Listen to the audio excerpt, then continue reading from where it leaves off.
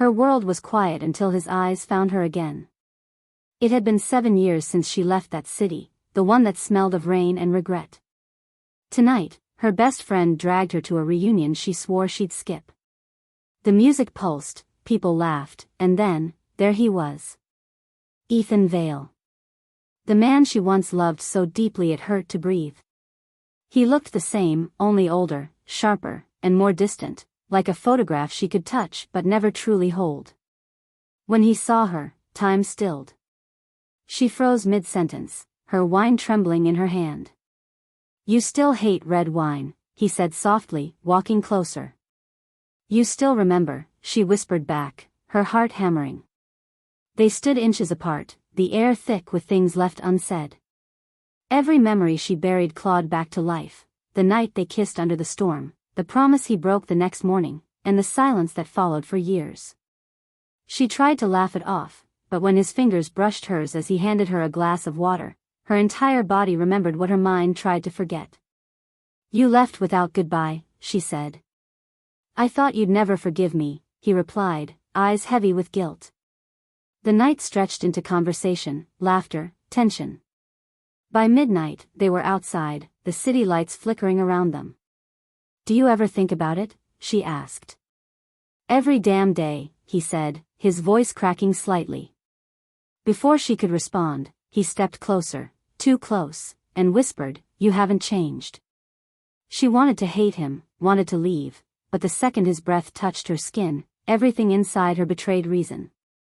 Their lips met again, not gentle this time, desperate, remembering, lost in years of what-ifs. When they finally pulled apart, both trembling, she whispered, "This can't happen again." He smiled sadly. "Then why does it still feel like it already has?" Her phone buzzed. A message from someone new, someone she thought she loved. The screen read, "Where are you?" She looked up at Ethan. "I shouldn't be here." "Then go," he said quietly, "before you remember too much." But as she walked away, she knew it was already too late. 3 days. 3 days since that kiss, and her life hadn't felt normal since. She'd wake up remembering the warmth of his hands, the way his voice dipped when he said her name. Her current boyfriend, Adrian, noticed. "You've been distant," he said at dinner. "Is something wrong?" She forced a smile. "Just work stress." But inside, her heart was chaos. She hated how easily Ethan had slipped back into her bloodstream, how one look from him could undo years of healing. That night, she opened her inbox and froze. From Ethan Vale, subject, "Just one talk." Her breath caught. She shouldn't. But she clicked. "You left your scarf at the reunion. Maybe it's an excuse, but I want to see you once more."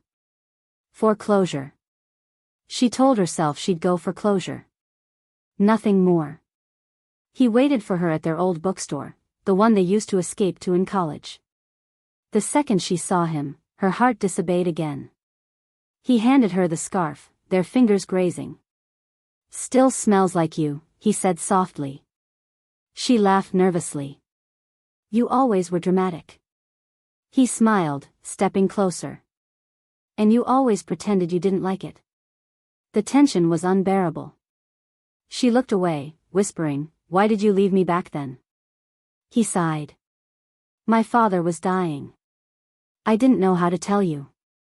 I thought pushing you away would make it easier." Her chest tightened. "You broke me without even explaining." "I know," he said, voice trembling. "And I've paid for it every day since." Tears burned behind her eyes. "Ethan." He cupped her face gently. "I never stopped loving you." Her knees nearly gave way. They kissed again, slower, deeper, this time filled with pain and apology. She melted against him, and for a few seconds, the world vanished. When she finally pulled back, her phone buzzed again. "Adrian." She turned away, ashamed. "I can't do this." Ethan's voice was low. "You already are." She ran out into the rain, her scarf slipping from her hand as thunder cracked above. Behind her, Ethan whispered into the storm, "I'll wait, even if she doesn't come back." Days blurred. Adrian grew suspicious. Ethan became her addiction. She tried to focus on work, but Ethan's texts haunted her. "Are you okay? Did you sleep? I miss you." She finally met him again, this time, in her car, parked by the old pier. "I'm not who you remember," she said, trembling. "Then let me meet who you are now," he replied. They talked for hours, about what broke them, what they still feared, what they secretly wanted. When he touched her hand, she didn't pull away. "Say the word," he whispered, "and I'll leave for good." She closed her eyes. "I can't." Their lips met again, and the car fogged up with breath and memories. She felt alive and guilty all at once. The next morning, Adrian confronted her. "Who is he?" Her silence was enough. Adrian's voice cracked. "I thought we had something real." "So did I," she said softly, tears streaming down. That night, she drove aimlessly until sunrise. Her phone rang. "Ethan. Come to the hill," he said. "Please." When she arrived, he stood waiting under a streetlight, soaked in dawn rain. "I want you," he said simply.